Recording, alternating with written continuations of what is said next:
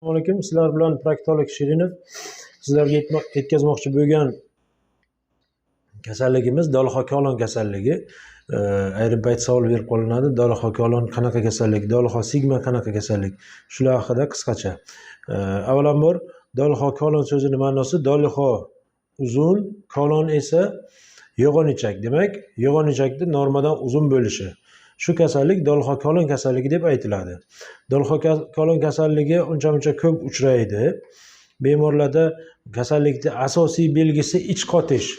Ich qotish surgidorlar bilan foyda bermasligi mumkin.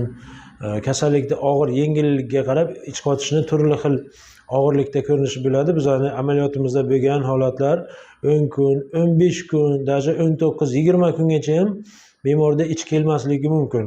Ayrim bemorlar shu uchun klizma qilib, doimiy ravishda huqna qilib, klizma qilib ichini keltirib yurishga harakat qilishadi.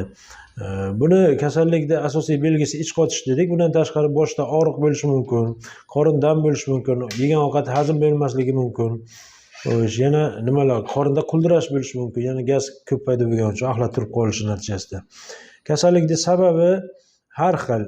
Ichakni yaxshi ishlamasligi yoki ichak normada tug'ilish paytida yoki tug'ilish o'sha umuman tug'ma ichakni normadan uzun bo'lishi bu bitta sababi.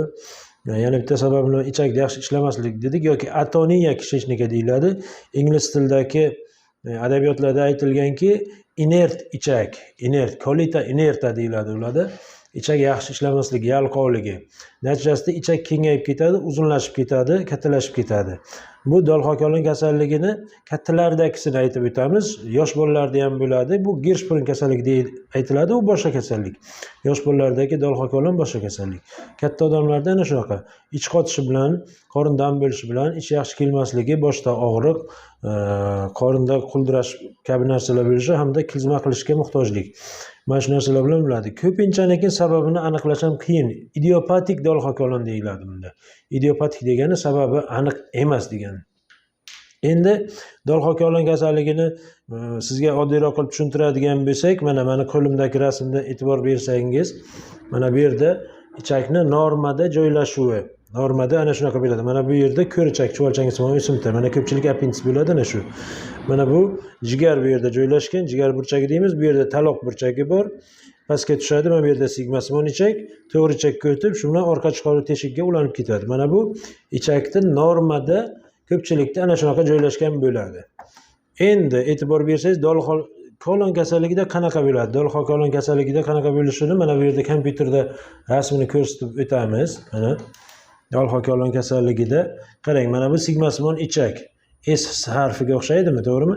2 marta aylanib ketgan. Bu Dolxokolon kasalligi, Dolxo sigma. Mana bu yerda taloq burchagida normada bitta burchak bo'lishi kerak. Bu yerda ham ikkita burchak. Ichak uzun, normadan uzunlashib ketgan, buralib qolgan o'z atrofida. Mana bu yerda yana bitta buralgan, mana bu yerda ko'rchagimiz bor. Ko'rchakning yonida ham yana bitta buralish. Demak, ikkita uchta joyda ham buralish, ham uzunlik bor. Mana bu kasallik Dolxokolon kasalligi. Bu asosan rentgenologik tekshirish natijasida shu narsa aniq bo'ladi. Kolonoskopiyada aniqlash qiyinroq. Rentgen irrogografiya deymiz, bariy sulfat yuborib, men bu rentgen tasvirini ko'rganda xuddi shunaqa tasvir ko'rinadi. Bu Dolxokolon kasalligining rentgenolog tasviri. Taqqoslash uchun mana ko'rsangiz ham bo'ladi. Mana bu normada ichagimiz joylashuvi. Dolxokolon kasalligida ichagida normada ham uzun, normadan ko'ra uzun, ham ikkita uchta aylanishlari bor. Mana bu Dolxokolon kasalligi. Xullas, Dolxokolon kasalligining 3-4 ta belgilari bor dedik. Og'irlik darajasi ham 3 xil: kompensatsiya, subkompensatsiya, dekompensatsiya yoki yengil, o'rta, og'ir darajasi. Yengil darajasida uncha bezovta qilmaydi bemorlar, bir ikkita surgidori bilan ich kelib o'tishi mumkin. O'rta og'ir darajasida 3-4 kun, bir haftagacha ich qotib yuradi.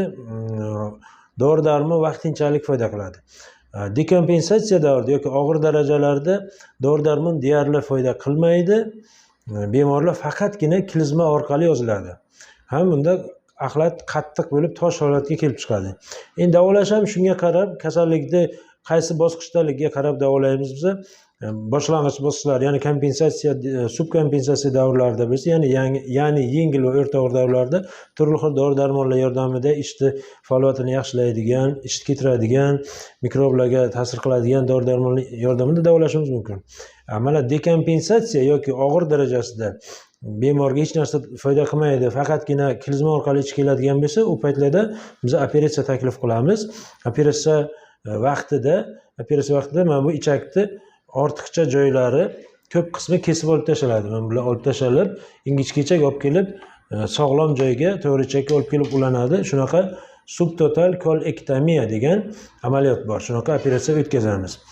Shu bilan bemorlar